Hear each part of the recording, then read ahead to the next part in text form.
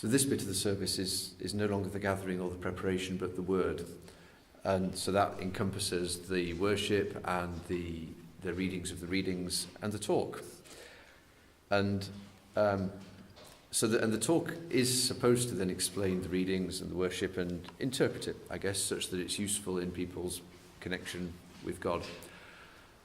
And although I have prepared a talk today, part of me wonders whether it wouldn't be better just to leave the words up there of the last couple of songs, the Brother Let Me Be Your Servant and the Brothers Let Us Come Together, and just let us dwell on that and the readings. But I won't. I'll do it anyway. As ever, it starts with a confession, a more sharp confession than usual. Two of them, actually. Number one is, life is not under control. If I can stay 24 hours ahead of logistical disaster, I feel like it's going well. And this week has been a particularly crazy week with all sorts of things coming in at the last minute and so on and so forth.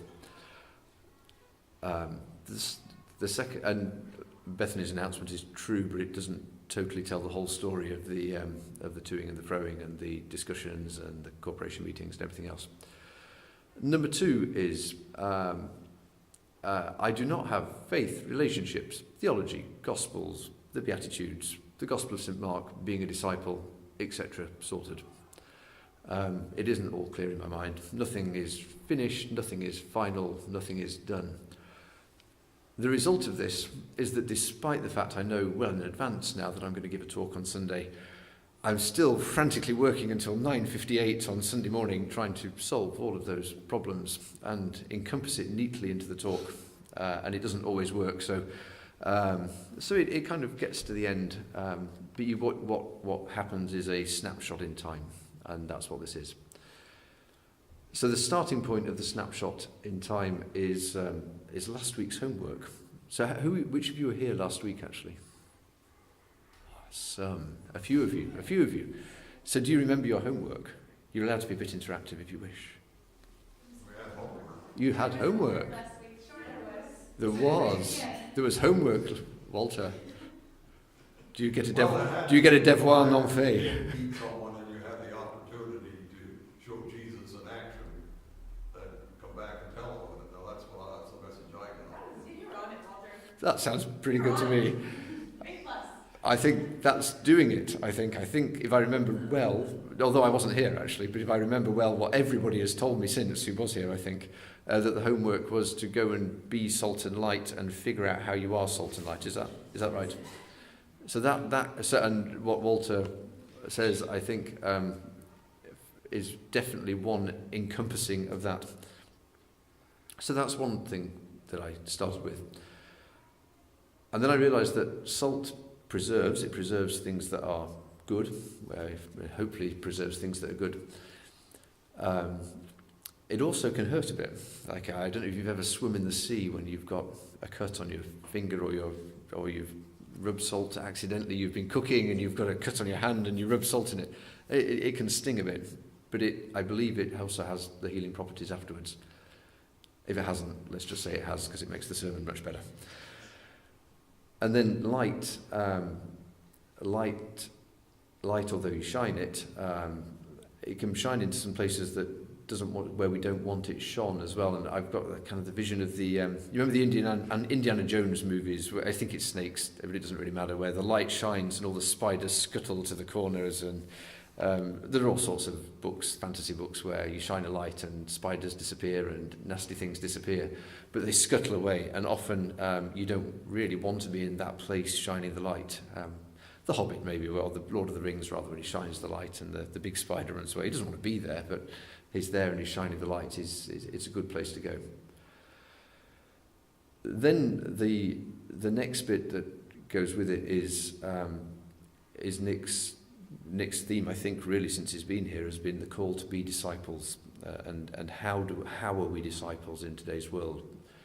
And talking that around a bit with my friends this week, there's two parts of that, or at least two parts of that, but two parts that we've been thinking about is a lot of the sermons and maybe the talk and the discussion and the thinking about it for the last while has been about sort of a personal holiness and how that feeds into it, the personal holiness that we talked about in the Beatitudes and so on. And also the just living the gospel. How do you live it? How do you tell the gospel by just living it, by interpreting it? A bit like Walter said, that like the gospel or the actual church message might be go and be salt and light, but the interpretation is go and find somebody to talk to about faith and about something else. So how do you live it? Just by how you interact, the emails you write, the people you talk to day. And this is a good thing. The St. Francis of Assisi mode of it, I guess, which is preach the gospel everywhere you go. Use words if absolutely necessary. Just that people will see, as the song says, that people will see the love in you, and that will be interpreted by them in a way. But the second way is the more explicit pronouncement of faith. Why is faith important to me? Why is church important? The more kind of the more hard-nosed stuff, I guess. So yes, there's living the faith, and that's absolutely correct and necessary, but also there's the how do we explain our faith to each other, and to people outside who we don't know quite as well. There's sort of more missionary aspect to it, and that's quite challenging, and I did not get anywhere near close enough to knowing that to talk about it today, except to say that it really got me thinking about some of the things that I find valuable about church, and that other people have told me that they find valuable about St Mary's too.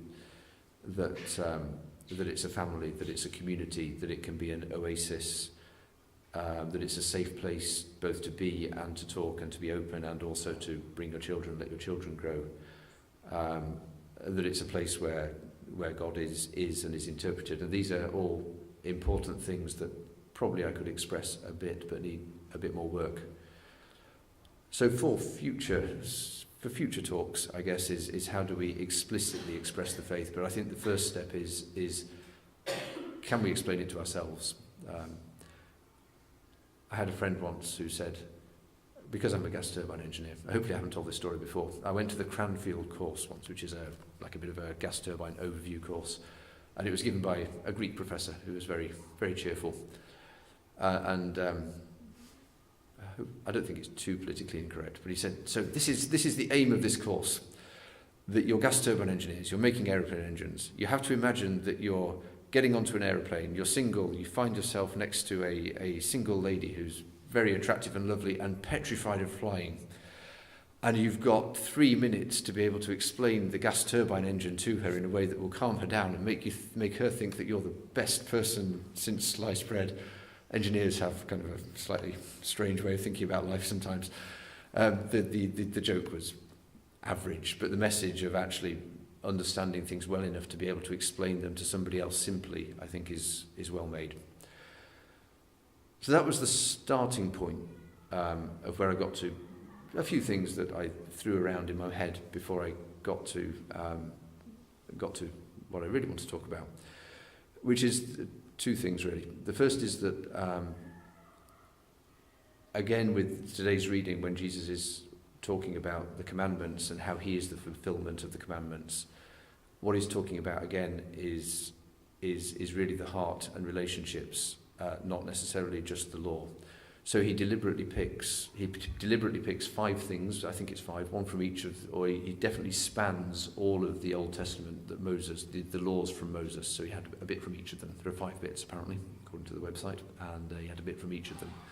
And in each of the cases, he takes something which is like a hard commandment, like do not murder. This is a good thing, but he says actually, if you follow me, it's not that you should not murder, but it means you have to look at your heart. You have to look at the anger. You have to the anger is the sin as well. So it's more difficult. It's harder because you're looking at your own behaviour and how it works, not just the action. And hopefully we can keep a limit of not murdering, but keeping a limit of working out why we're angry and figuring it through and working it out. That's much harder. And he also deliberately does not pick easy things. I'm sure it would have been very easy for him to pick something, some of the rules in the Old Testament around what do you eat and what do you not eat, for example. And he did later on say, like, it's not things that are from outside that are impure, it's what's inside that's impure. So he kind of did deal with that later. But he didn't pick an easy example to say, if you follow your heart, it's harder. He picked pretty hard ones, the lust, anger, adultery, not twisting words to make an agreement seem like trick people into taking an agreement. No, let your yes be yes, let your no be no. Don't kind of use legal loopholes and so on to pretend that you're doing the right thing when you're not doing the right thing. So he worked at some pretty hard things. But the bit that really struck me about it is the bit about where he says, if you come to the altar, essentially if you come to the altar, if you come to church, if you come to the synagogue in that case, and you're angry with your brother or sister, first go and mend your relationship with them first, is what he's saying. Go and find them, go and be reconciled to them. And I don't know what image comes to your mind when you think of that piece, but in my head, it's always played out like a Hollywood movie. You know, there's a guy and he's kneeling, taking communion. And you can almost see the steam coming out of his ears because he's so mad about something. And he always leaves the church and he always gets on a horse. It always has to be a horse. I don't know why. Gallops off and he finds it's always a big guy he has to go and reconcile with, and they shake hands and brotherly connectedness again, and all is good and they live happily ever after, and you can just see the Hollywood scene afterwards. So it made me rethink that picture a bit, because last time I looked I didn't see anybody ride off on horseback to go and fix something with their brother or sister. But I have seen lots of people who write emails or call and do it that way. Similarly, it made me think, well, does it even matter whether you're the person who is on the end of somebody who's mistreated you, or whether you've mistreated somebody else? I think what the gospel's saying is actually what really matters is the anger in your heart, and the mending, or the trying to mend the relationship is the important bit. And that when you come to the altar, an important part of it is week on week, day by day, to try and be at peace with the relationships that you've got, with the people you know, with the way that you've been, to try and work out how that is to the best of our ability, knowing that we're all human and flawed, and it's tricky. And then it got me thinking even more that again the image of that piece of the gospel is always one of conflict and argument and going and mending something that's really broken, and for some reason it always has to be really broken in my head. And I think that's clearly not true. That it could be much more mildly broken than that, because it's about keeping the connection of the relationship. But then it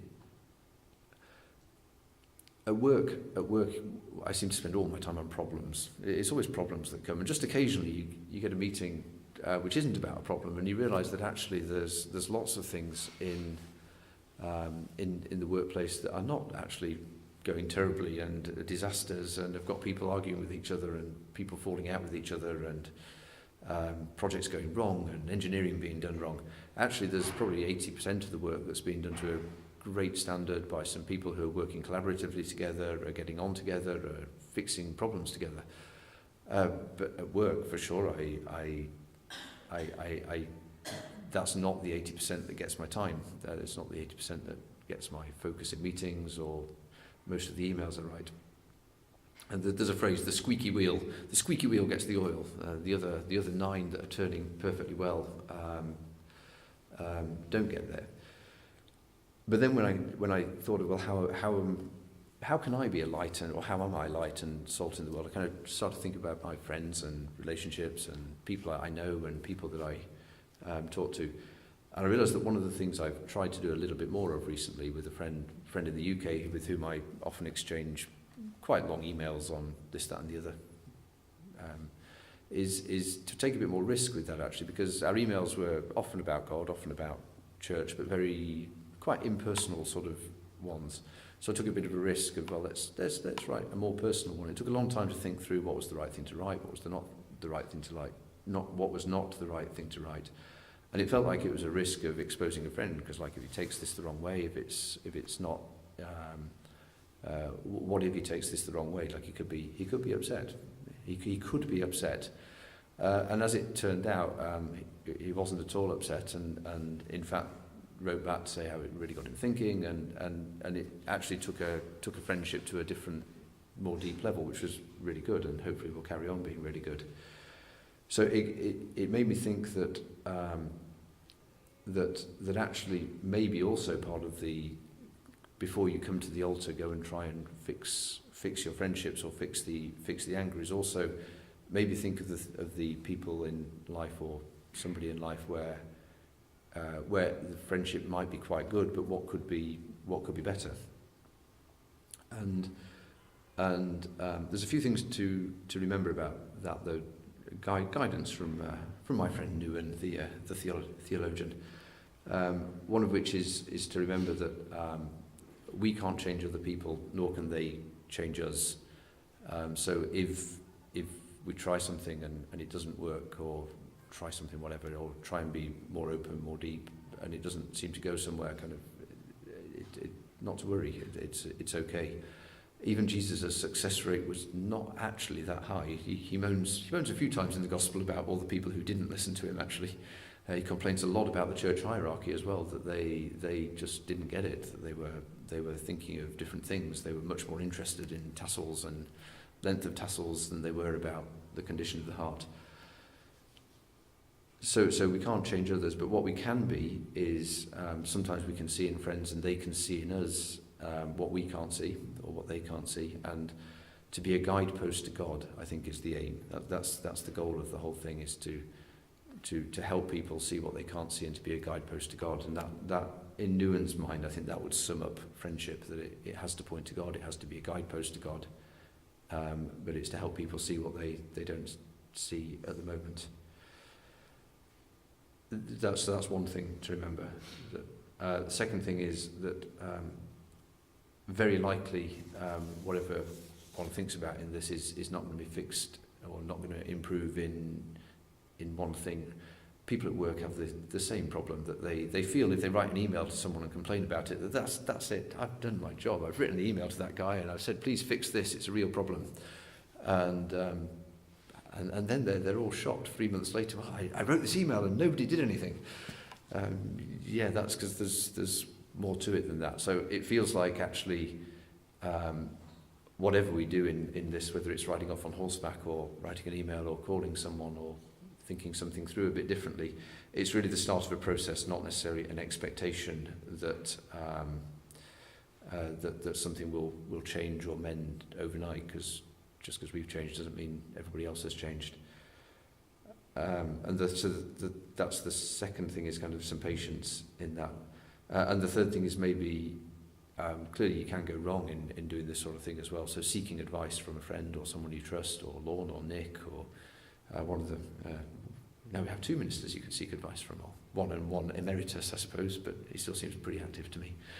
A couple of people to seek advice from, or to just talk through what the approach might be, can also be a very useful thing. You may never see the benefits of it. As I said, even Jesus did not have a 100% record, and he was God, so he's quite good at advantage. And similarly, the other thing I remember is that only 10% of the people thanked Jesus for doing it as well. If you remember the parable of the 10 lepers, when he healed 10 people, only one person came back to say thanks. So the conclusion I came to is that this might be a thankless task. It might not work. I'm not sure what you do when it doesn't work. Honestly, that's another topic for another talk, to be investigated when you try and it just doesn't work. But the homework I think I would give is, the image I've got in my mind a bit is a slideshow. Kind of project up the pictures of your friends, the people you know, your family, and as you're projecting through, and pray about that person, pray for that person. And just think whether there's anywhere, either if they're a guidepost to you, maybe you give thanks for that. If you think maybe you could be a guidepost to them, maybe just think about how that could be, how it could be a slightly different relationship, how it could be slightly differently open.